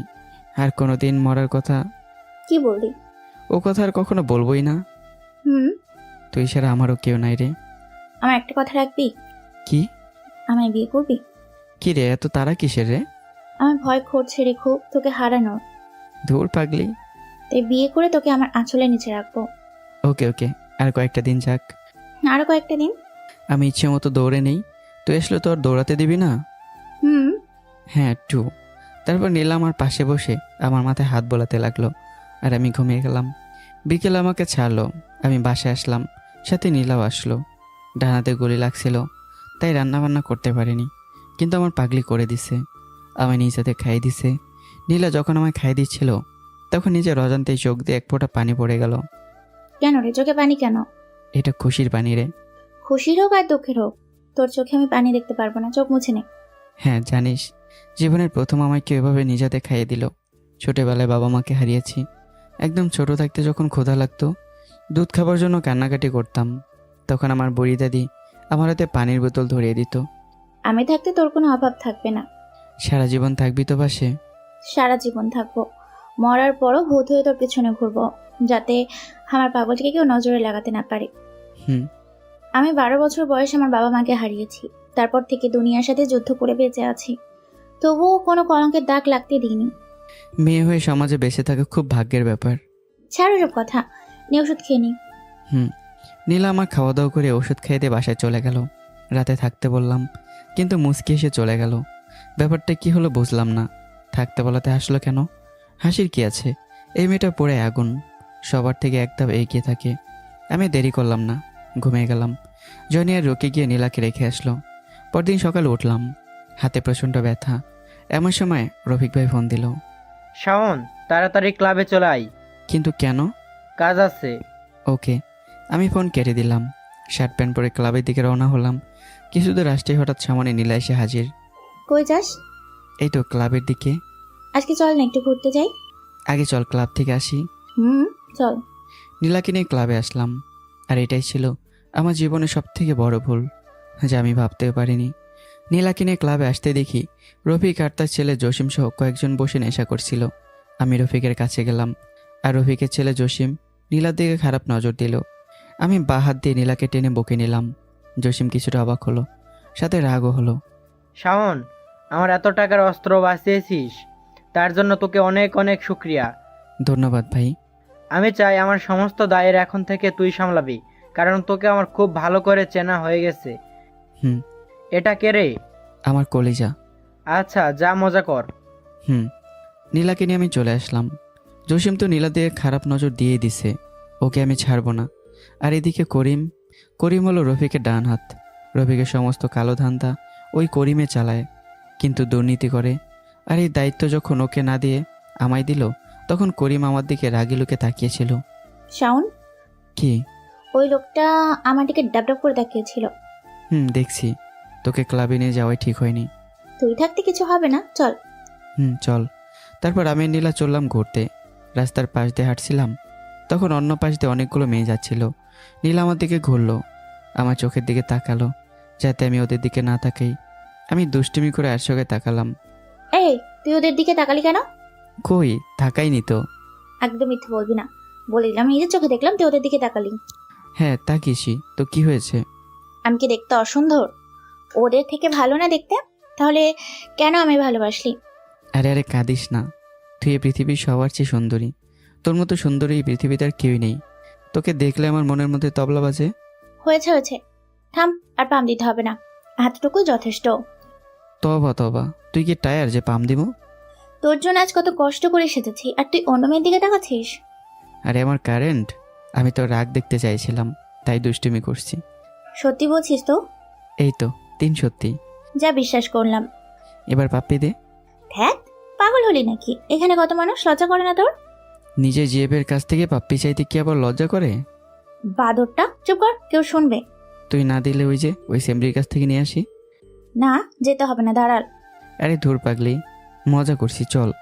তুই আমার মধ্যে সবসময় থাকবি, যদি অন্য কারোর মধ্যে যাওয়ার চেষ্টাও করেছিস তাও না খুন করে ফেলবো। ওকে ম্যাডাম, এবার হাঁটেন। হুম। সেদিন অনেক মজা করলাম, অনেক হাঁটাহাঁটি করলাম। রাতে নীলা কিনার বাসায় রেখে আমি বাসায় চলে আসলাম। নীলা রান্না করে রাখছিল, তাই আমার আর করতে হলো না। সোজা খাওয়া দাওয়া করে শুয়ে পড়লাম। পরের দিন সকালবেলা উঠে ফ্রেশ হয়ে নাস্তা করলাম 3 জন মিলে। ভাই এবার তুমি ভাবিকে বিয়ে করে নাও। হ্যাঁ করবো রে, ওকে বউ করে আমার ছোট্ট ঘরে নিয়ে আসবো। ভাবি কিন্তু খুব কড়া, তোমায় আর কোথাও বেরোতে দেবে না, ধান্দা তো পুরাই বন্ধ। দরকার পড়লে করব, তবু আমি নীলাকে খুশি দেখতে চাই। হ্যাঁ ভাই, ঠিক বলেছেন। তোরা আমরা মিলে একটা বড় সংসার করব। হুম। নাস্তা শেষ করে বাইরে আসলাম, তখনই মনে হলো নীলার সাথে দেখা করার কথা আছে, তাই দেরি না করে চলে আসলাম সমুদ্রের ধারে। এসে দেখি নীলা আসেনি, তার মানে আমি আগে এসেছি। ডাব গাছের নিচে বসে পড়লাম, বালু নিয়ে খেলছিলাম। অনেকক্ষণ হলো, কিন্তু এখনও নীলা আসলো না। ঘটনায় কি বুঝলাম না, কিছুটা অবাক হলাম। মনের মধ্যে একটা ভয়ও কাজ করলো, মনের মধ্যে দুঃখ করতে শুরু করলো। নীলার কিছু হলো না তো? জসিম কি নীলার সাথে? ছি, এসব কি ভাবছি? না না, এসব কিচ্ছু হবে না, আমি হতেই দেব না। আমি উঠতে যাবো এমন সময় দেখি নীলা দৌড়ে দৌড়ে আসছে।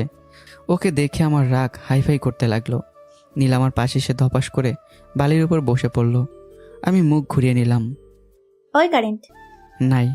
এমন ভুল আর হবে না, এই তো কান ধরছি, টাকা নেই এদিকে। বাসায় কার সাথে সময় কাটাচ্ছিলি? কি বলছিস তুই? হ্যাঁ ঠিকই বলছি, তুই জানিস না তোকে নিয়ে আমার কত ভয়। পৃথিবীতে আমার একটাই দুর্বল জিনিস, আর সেটা তুই। সত্যি আমার খুব কষ্ট হচ্ছিল। যা ভাবছিলাম যদি সেটাই হতো তাহলে কি হতো। রাগের মাথায় কি বলতে কি বলেছি জানি না। নীলা আমার দিকে এক দৃষ্টিতে তাকিয়ে আছে। আমি জোরে জোরে নিঃশ্বাস নিচ্ছিলাম, তখন নীলা লাফ দিয়ে আমায় জড়িয়ে ধরলো আর ছোট বাচ্চার মতো কান্না করে দিল। ক্ষমা করে দে, এরকম আর কোনোদিন করবো না, বিশ্বাস কর। হুম। আমি জানি তুই আমায় খুব ভালোবাসিস, আমি হারাতে চাস না। আমি ইচ্ছে করে দেরি করি না রে, দাদির খুব জ্বর।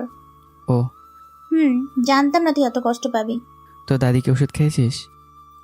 খাইয়ে ধুয়ে আসলাম। জানিস আমি কত ভয় পেয়েছিলাম। কি জন্য ভয় পাবি? আমি তোর আছি, তোরই থাকবো। নীলা আমায় ছেড়ে দিয়ে আমার 2 গালে হাত দিয়ে কপালে ছোট্ট করে একটা ভালোবাসা এঁকে দিল। আমায় বিয়ে করবে? এখনই রাজি। বিকেলে রেডি থাকিস, আজকে আমরা বিয়ে করব। চল হাঁটি। শাওন, আমার একটা কথা রাখবি? কি? সে মারপিট, খুনোখুনি, হাঙ্গামা ছেড়ে দে। চল আমরা নতুন করে জীবন শুরু করি। আমাদের সন্তানের ভবিষ্যতের কথা ভাব। তুই ঠিক বলেছিস, আমি চাই না আমার সন্তান এমন পরিবেশে বড় হোক। এখনো সময় আছে, চল আমরা এই শহর ছেড়ে চলে যাই। বিকেলে তুই আর আমি বিয়ে করে চলে যাব অনেক দূরে। যেখানে আমরা আমাদের সন্তানকে আদর ভালোবাসা দিয়ে বড় করে তুলবো। হ্যাঁ। তুই বাবা হবি, আমি মা হব, আমাদের ছোট্ট একটা সোনার সংসার হবে। সব হবে। তারপর আমি আর নীলা গল্পের মাঝে হারিয়ে গেলাম। সময় যেন আমাদের বিপক্ষে কাজ করছে, খুব তাড়াতাড়ি যেন সময় কেটে যাচ্ছে। তবু আজ বিকাল থেকে পাগলিটাকে সব সময়ের জন্য আমার করে পাবো। তাকে নিয়ে কত স্বপ্ন দেখছি, সেই স্বপ্নগুলো পূরণ করব। মনের মধ্যে অনেক খুশি। বিয়ের কথা শুনে নীলাও খুব খুশি হলো। বিকেলের জন্য দুজনে অপেক্ষা করতে লাগলাম। আমি সেখান থেকে সোজা রফিক ভাইয়ের কাছে চলে গেলাম। আরে শাওন, তুই কিছু বলবি? হ্যাঁ ভাই, হ্যাঁ আমি আর এসব করবো না, আজ থেকে সমস্ত কাজ শেষ। কি বলছিস? হ্যাঁ। শাওন, তুই কি সব বলছিস? তোর আন্ডারে আমার অনেক কাজ আছে যেগুলো তুই ছাড়া কেউ করতে পারবে না। আমি পারবো না। তুই কি ভুলে গেছিস কালকে 100টা মেয়ে পার করতে হবে? ভুলে যাও মেয়ের কথা। শাওন, তুই কিন্তু খুব খারাপ করছিস। এতদিন করছি, কিন্তু আজ থেকে আর না। আর একবার ভেবে দেখ। এই শাওন একবার যা বলে তাই করেই ছাড়ে। আমি যখন বলছি মেয়ে পার হবে না তো হবে না। এর জন্য কিন্তু তোকে পস্তাতে হবে। এটা আমার লিস্টে কোথাও নেই, চলি। শাওন শোন। আমি কোনো কথা না বলে চলে আসলাম। পেছন থেকে রফিক অনেকবার ডেকেছে, কিন্তু আমি সাড়া দিইনি, কারণ এই শহরে এমন কোনো মাস্তান নেই যে মেয়েদের নিয়ে পার হবে। শুধু এই কাজটা আমি নিজে করতাম, এর জন্য অনেক রিস্ক নিতে হতো, কিন্তু আজ থেকে আর না। আমি বাসায় চলে আসলাম, এসে গোসল করলাম, ভালো শার্ট প্যান্ট রেডি করলাম, ঘরের মধ্যে পায়চারি শুরু করলাম। কখন যে বাজবে 4টা। কি ভাই, বিয়ে করার জন্য তো দেখছি একদম উঠে পড়ে লেগেছো। ধৈর্য যেন হচ্ছে না। হ্যাঁ রে। ভাই, ধৈর্যে মাওয়া ফলে। এখন যাবি নাকি? ভাই, এখন মনে হয় ভাবি রেডি হচ্ছে। এখন যেও না, একটু পর যাও। আমি আর কিছু বললাম না, বসে পড়লাম। কিন্তু আমার মনের মধ্যে কেমন যেন হচ্ছে, মনে হচ্ছে আমার দম বন্ধ হয়ে আসবে। আবার উঠে হাঁটতে লাগলাম, কিন্তু না, কিছুতেই শান্তি পাচ্ছি না। জনি, রকি, তোরা কাজে অফিসে চলে যা। ওকে ভাই, তাড়াতাড়ি চলে এসো। হ্যাঁ যা। জনি রকিকে কাজে অফিসে পাঠিয়ে দিলাম, আর আমি বাইক নিয়ে নীলার বাসার দিকে রওনা হলাম। কিছুক্ষণের মধ্যে চলে আসলাম, কিন্তু বাসার মধ্যে যেন সব নিস্তব্ধ, কোনো আলো নেই। নীলার দাদি তো সবসময় বকতেই থাকতো, কিন্তু আজ কি হলো? বাড়ি একদম নীরব কেন? নীলার দাদি মারা গেল নাকি? না, মারা গেল তো মানুষ থাকতো। এসব ভাবতে ভাবতে ভেতরে আসলাম। ভেতরে এসে তো আমার মাথা ঘুরে গেল। পাশেই নীলার দাদি পড়ে আছে, মাথা থেকে অনেক রক্ত ঝরছে, ঘরটা অনেক ভাঙচুর হয়ে আছে, মনে হয় কিছু একটা হয়েছে। কিন্তু নীলা কোথায়? ভেতরে যে তাকাতে দেখি নীলা পড়ে আছে, গায়ের জামা ছিঁড়ে শেষ, আর দুপায়ের মাঝখান দিয়ে রক্তের বন্যা বয়ে যাচ্ছে। আমি এটা দেখে একদম যেন মরে গেলাম। দবাস করে মাটিতে বসে পড়লাম, নিজের শার্ট খুলে নীলার শরীর ঢেকে দিলাম। রক্তে নীলার পাজামা ভিজে গেল, চোখ মুখ দিয়েও রক্ত। খাট থেকে চাদরটা নিয়ে নীলার পুরো শরীর ঢেকে দিলাম। মনে হচ্ছে কোনো হিংস্র পশু এসব করেছে। আমি নীলার মাথাটা ধরে আমার কোলে নিলাম, তারপর নীলাকে পাগলের মতো ডাকতে লাগলাম, নীলা, এই নীলা, নীলা চোখ খোল। নীলা, তোর এমন অবস্থায় কে করেছে বল? চোখ দিয়ে আমার অঝরে ঝর্ণা বয়ে যাচ্ছে, মাথাও কাজ করছে না। দুনিয়াটা আমার উল্টাপাল্টা হয়ে গেছে, নিজেকে শেষ করে দিতে মন চাচ্ছে। নীলা, চোখ খোল, তুই আমায় ছেড়ে যাস না, আমি তোকে ছাড়া বাঁচবো না নীলা। হঠাৎই নীলা ঝাঁকুনি দিয়ে আমার নাম ধরে ডাক দিল, নীলা, এই তো আমি। শাওন, ওরা আমাকে বাঁচতে দিল না রে, আমার কাছ থেকে সব কেড়ে নিয়েছে। আমার জীবনটাও চলে যাবে। নীলা, তোর কিছু হবে না, আমি চলে আসছি। শাওন, আর পারছি না রে, খুব ব্যথা। আর একটু ধৈর্য ধর। না শাওন না, তুই আমার শরীরে হাত দিস না, আমি এখন পতিতা। কি বলছিস এসব? হ্যাঁ রে, আমার খুব কষ্ট হচ্ছে, মনে হচ্ছে আমি আর বাঁচবো না। না, তোর কিছু হবে না। নীলাকে তুলে বসালাম। আমি হাত দিস না, আর আমার কথা মন দিয়ে শোন, আমি আর বাঁচবো না, চেষ্টা করে লাভ নেই। তুই চুপ কর। দয়া করে শোন, আমার কাছে সময় নেই। তুই আমায় ছেড়ে যাস না রে, আমি মরে যাব। যেতে তো আমিও চাই না রে, তোর সাথে 1000 বছর বাঁচার স্বপ্ন দেখেছিলাম, কিন্তু তোর এমন অবস্থায় কে করেছে আমায় বল?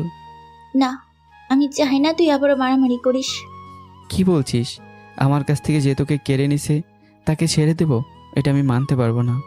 তোকে আমি সবসময় ভালো দেখতে চাই, তুই ওদের সাথে ঝামেলা করতে হয়তো তোকেও মেরে ফেলবে, তাই যাস না। না। শাওন, কি? আমি তো চলে যাচ্ছি, আমার একটা শেষ ইচ্ছা পূরণ করবি? বল। তুই এখান থেকে অনেক দূরে চলে যা, আর সেখানে একটা সাধারণ মানুষের মতো বেঁচে থাক, সুন্দর দেখতে মেয়ে দেখে বিয়ে করিস। না, সারা জীবন তুই আমার মনের মধ্যে থাকবি, এই জায়গা কেউ নিতে পারবে না। ভাগল আমার। আর একটা কথা, বল। আমার না খুব শখ ছিল তোর বুকে মাথা রেখে ঘুমাবো, কিন্তু ভাগ্য দেখ, আমি আজ অপবিত্র, একটা পতিতা, ধর্ষিত। না, তুই আমার জীবন, তুই আমার সব। নীলাকে বুকের সাথে জড়িয়ে নিলাম। নীলা আমার কানে বলল, শাওন, এদিকে চলে যা, কেউ দেখলে তোর উপর দোষ চাপিয়ে দিবে। আমি চাই না তোর জীবন নষ্ট হোক, আমার জীবন দিয়ে তোর জীবন রক্ষা করতে চাই। তোকে ছেড়ে আমি কোথাও যাব না। পাগলামি করিস না, আমার শেষ ইচ্ছেটুকু পূরণ কর। কিন্তু তোকে ছাড়া আমি কি করে বাঁচবো? আমার কথা মনে হলেই আকাশের দিকে তাকিয়ে থাকিস, আমি এক ফোঁটা বৃষ্টি হয়ে তোর কপাল ছুঁয়ে যাব। নীলা, আমায় ছেড়ে যাস না। শাওন, চলে যা, চলে যা এখান থেকে, থাকিস না। নীলা এই কথা বলেই আমার গায়ের উপর এলে পড়লো। ওর হাতটা আমার মাথা থেকে মাটিতে ঝুলে পড়লো। আমার মাথার উপর যেন আকাশ ভেঙে পড়লো। বুক থেকে নীলাকে সরিয়ে দেখি নীলা আর নেই। সাথে সাথে পুরো দুনিয়াটা অন্ধকার হয়ে গেল, মুখ থেকে কথাই হারিয়ে গেল। তাড়াহুড়ো করে উঠে নীলার ঘর থেকে একটা চাদর নিয়ে এসে গায়ে পেঁচিয়ে নিলাম। তারপর সেখান থেকে বেরিয়ে আসলাম। নীলাকে ছেড়ে আসতে মন চাচ্ছিল না, তবু আসতে হলো। কিছু করার নেই, কিন্তু জসিমকে আমি ছাড়বো না। আমার মন বলছে জসিম এই কাজ করেছে, আমি ওকে কিছুতেই ছাড়বো না। আমি ওখান থেকে সোজা ক্লাবে চলে গেলাম। চাদর মুড়ি দেওয়া থাকায় কেউ চিনল না। সোজা জসিমের রুমে চলে আসলাম, কিন্তু সেখানে জসিম নেই।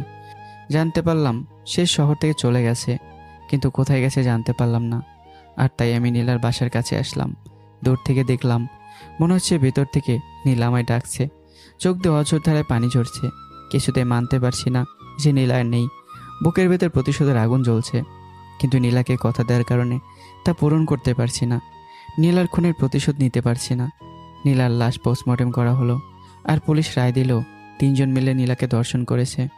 আর নীলার শরীরে সেই 3 জনের ফিঙ্গারপ্রিন্টও পাওয়া গেছে। আর সেই 3 জন হলো আমরা, আমি, জনি আর রকি। কি দুনিয়া! আজকাল আইন ও টাকার কাছে বিক্রি হয়। নিজের মনের মানুষের খুনের প্রতিশোধ নিব, নাকি মিথ্যা অপবাদ থেকে বাঁচব? সেজন্য কারো সামনে আর আসলাম না, নিজেকে আড়াল করে রাখলাম। টানা 3 দিন পর নীলা আর তার দাদির দাফন হলো। আর এই 3 দিন আমি কক্সবাজারেই ছিলাম। জসিমকে খুঁজে বের করতে চেয়েছিলাম, কিন্তু পারলাম না। তাই নিজের জন্মভূমি ছেড়ে চলে আসলাম ঢাকায়। প্রিয় মানুষটিকে কবর দিয়ে চলে আসলাম ঢাকায়। সেটা না 3 মাস জসিমকে খুঁজি, কিন্তু কোথাও পাই না। তারপর নীলার কথা মতো আমি এক সাধারণ মানুষের মতো বাঁচতে শিখি। নিজের রাগকে কন্ট্রোল করি আর কলেজে ভর্তি হই পড়াশোনার জন্য, কারণ এটা আমার পাগলি শেষ ইচ্ছা ছিল। আর তারপর তো আপনারা সব জানেনই। মানুষ কি এমন করতে পারে? হ্যাঁ, আপনার আমার মতো মানুষই এমন করে, আর তার জন্য আমাদের মতো পাগল প্রেমিকরা জীবন হারায়। আই এম সরি, আমি তোমায় বুঝতে পারিনি। সমস্যা নেই, আপনাকে বিশ্বাস করে এসব বললাম। আশা করছি বিশ্বাসের অমর্যাদা করবেন না। তুমি নিশ্চিত থাকো। চলো হোটেলে। তারপর মনিককে নিয়ে আমি হোটেলে চলে আসি। আর ওখানকার পুলিশ এসে রকিকে নিয়ে হাসপাতালে যায়। রকিকে কে মেরেছে তার কোনো খোঁজখবর কেউ পেল না। এমন একটা ঘটনা ঘটায় পিকনিকও বাতিল হলো। পরের দিন সকালে উঠে আবারও রওনা হলাম ঢাকায়। আসার আগে আবারও নীলার কবরে গিয়ে জিয়ারত করলাম। ঢাকায় সে যে যার মতো বাসায় চলে গেল। আমি চলে আসলাম বাসায়। এসে খাওয়া দাওয়া করে ঘুমিয়ে গেলাম। পরদিন সকালে উঠে ফ্রেশ হয়ে রুমে বসে আছি, তখন দরজায় কে যেন নক করলো। আমি উঠে গিয়ে দরজা খুলে দেখি মনি। আরে মনি, আপনি এত সকালে? ঘুরতে আসলাম। আসেন। এখনো কি একাই থাকো নাকি? জি।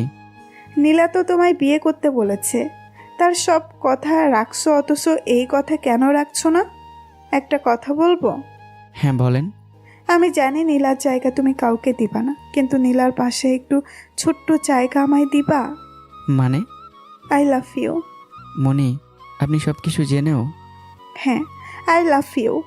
আমার নামে এখনও সকল কেস আছে। কখন জানি আমাকে এনকাউন্টার করে দেয়। আমার জন্য একটা মেয়ের জীবন নষ্ট হয়েছে। আমি চাই না আরও একটা হোক। নীলার আশাগুলো আমি পূরণ করব। সরি, আমি এটা করতে পারবো না। যতটুকু নীলা তোমায় ভালোবাসে ততটা আমি তোমায় ভালোবাসি। কখনো না। হুম। আচ্ছা, ভালো যখন বাসেন তাহলে চলেন আমরা খারাপ সম্পর্ক করি। বিয়ে করতে রাজি? এক্ষুনি বিয়ে করবে? না, আমি পারবো না। চলেন, কলেজের সময় হয়ে গেছে। এই শাওন, এই, আমায় ভালোবাসবি না তো আমি তোকে খুন করব। এসব কথাবার্তা বাদ দাও। মনি মুচকে সে আমার সাথে হাঁটতে লাগলো। কিছুক্ষণের মধ্যে কলেজে চলে আসলাম। কলেজে আসতেই যা হলো, আমি আর মনি কলেজে গেলাম। ক্লাসে যাব এমন সময় পিছন থেকে কে যেন ডাক দিল। তাকিয়ে তো আমি অবাক। শাওন ভাই। আমি তো একদম সে অবাক। জনি, ও কেন এখানে? মনির দিকে তাকালাম। মনি চোখ বড় বড় করলো। শাওন ভাই, তুমি বিশ্বেছো? জনি, তুই এখানে? তোমায় অনেক খুঁজেছি ভাই, কিন্তু কোথাও পাইনি। কিন্তু তুই এখানে কেন? এক ছেলে আমায় এখানে আনছে। কে? আমি। তাকে দেখি রকির বন্ধু, কিন্তু এ কি করে জনিকে চিনলো? কিছু ভেবেছিস নতুন একটা মিথ্যা পরিচয় দিয়ে ঘুরে বেড়াবি আর তোকে কেউ চিনতে পারবে না? আমি আগের দিন রাতে কক্সবাজারে এর সাথে দেখা হয়। কথার প্রসঙ্গে অনেক কিছু জানতে পারি ফটো দেখে তোর। মিথ্যা পরিচয় মানে? হ্যাঁ, তোর বন্ধুর শাওন ভাই এখানে শাকিল সেজে বসে আছে। কি ভাই, সত্যি? কলেজের সবাই শোনে এই যে শাকিল, এ কোনো সাধারণ ছেলে নয়, এ হলো কক্সবাজারের মাফিয়া কিং। কলেজে সবাই জেনে গেল। মনি আমার দিকে করুণ দৃষ্টিতে তাকিয়ে আছে। আমি মুচকে হাসলাম। তারপর কে যেন পুলিশকে ফোন করলো। পুলিশ এসে আমায় অ্যারেস্ট করলো। সারা দুনিয়ায় ছড়ে পড়লো মাফিয়া কিং শাওন ভাই এখন জেলে। দুনিয়াটা খুব নিষ্ঠুর, খারাপ হয়ে বাঁচতে দেয় না, আবার ভালো হয়েও বাঁচতে দেয় না। 3 দিন জেলে কাটালাম। এরপর এক অফিসার আসলো আমার সাথে দেখা করতে। আমি তাকে দেখে এটা সেই অফিসার যে আমার হাতে গুলি করেছিল। কি খবর শাওন? ভালো স্যার, আপনার কথাই হলো। আমার পাপের শাস্তি আমার প্রিয় মানুষটি পেল। হ্যাঁ, আমি নীলার বিষয়ে কিছু বলতে আসছি। কি? তুমি কি জানো নীলাকে কে ধর্ষণ করেছে? না, জানার অনেক চেষ্টা করেছি। আমি জানি। কি জানেন? নীলাকে একজন নয়, পুরো 3 জন একসঙ্গে ধর্ষণ করে, আর সেই 3 জনের আঙ্গুলের ছাপ আমার কাছে আছে। আমি জনের রকি, তাই তো স্যার? এটা শুনে আমার কান পচে গেছে। না, সেই 3 জন ছিল রফিক, জসিম আর করিম। কি? হ্যাঁ, শান্ত হও, উত্তেজিত হও না। হুম। আমি তদন্ত করে এসব জানতে পারি, আর যখন আমার স্যারকে বলি তখন আমায় থেমে যেতে বলে, আর ঘোষণা করে তোমাদের 3 জনের নাম। এরপর আমি প্রতিবাদ জানালে আমার চাকরি খায়। আমি ওদের ছাড়বো না। শোনো, আমি তোমায় এখান থেকেই বের করতে পারি, কিন্তু তোমার কাছে টাইম থাকবে শুধু 1 দিন। আমার একদিন হলেই যথেষ্ট। ওকে, রেডি থাকো। তারপর পুলিশ চলে গেল আর আমায় বাইরে আনলো। জামা কাপড় পরে নিলাম, বড় টুপিওয়ালা জ্যাকেট পরে নিলাম। বাসায় এসে কয়েকটা প্রয়োজনীয় জিনিসপত্র নিলাম। তারপর সোজা কক্সবাজার চলে গেলাম। তারপর সেখান থেকে রফিকের কাছে গেলাম। গিয়ে দেখি রুমে একা বসে নেশা করছে। আমি ওখান থেকে একটা লাঠি নিলাম। কে রে তুই? চিনতে পারছিস না? শাওন, শাওন ভাই। শাওন তুই? কিন্তু তুই তো এখন জেলে থাকার কথা। তোদের না মেরে কি আমি জেলে থাকতে পারি? আমরা কি করছি? তোরা আমার বুক থেকে আমার নীলাকে কেড়ে নিয়েছিস, ওকে ধর্ষিতা বানিয়েছিস। দেখ দেখ, আমার গায়ে হাত দিলে কিন্তু তুই বাঁচবি না। আমায় তো মেরেই ফেলেছিস, আমি আবার কোথায় বেঁচে আছি? দেখ, এমন করিস না। আমি রফিকের কোনো কথায় কান্না দিয়ে লাঠি দিয়ে রফিকের 2 পায়ের মাঝখানে বাড়ি দিলাম। সাথে সাথে প্যান্টের তলা দিয়ে রক্ত ঝরতে লাগলো। ঠিক এভাবে আমার নীলাকে মেরেছিস, এখন তুইও মর। আমি মদের বোতল নিয়ে তার পুরো শরীরে ছিটিয়ে দিলাম। আর রফিকের যেখানে যেখানে কালো ধান্দা চলে তার ঠিকানা একটা কাগজে লিখে টেবিলে রেখে দিলাম। পাশের চেয়ারে বসে থেকে রফিকের বাঁচার মিথ্যা চেষ্টা করতে দেখছিলাম। মনের মধ্যে খুব শান্তি লাগছিল। রফিক কেমন উষ্টে উষ্টে মরতে দেখতে। একে একে জসিম আর করিমকেও শেষ করলাম। 3 জনের গোপন অঙ্গে আঘাত করে রক্ত শূন্য করে মারলাম। যেমনভাবে আমার নীলা মরেছে। আমার মনের প্রতিশোধের আগুন নিভল। আমি আবারও থানায় হাজির হলাম। পরদিন কোর্টে নেওয়া হলো। কোর্টে আমার পক্ষে উকিল দাঁড়ালো। আমার বিপক্ষে তেমন সাক্ষী প্রমাণ না দিতে পারায় আমার তেমন কোনো কেস হলো না, শুধু মেয়ে পাচারের অপরাধে জেল হলো। কিন্তু আমি যেহেতু এখন সঠিক পথে আছি, তাই আমার পক্ষের উকিল জজ সাহেবের কাছে আমার শাস্তি কমানোর জন্য আবেদন করলো। শেষমেশ 6 মাসের জেল হলো। জেলের মধ্যে নীলার কথা ভাবতে ভাবতে দিনগুলো কেটে গেল। 6 মাস পর আমি জেল থেকে বের হলাম। আজ আমি মুক্ত। বাইরে এসে দেখি মনি দাঁড়িয়ে। আমি ভাবতে পারিনি মনি এখানে থাকবে।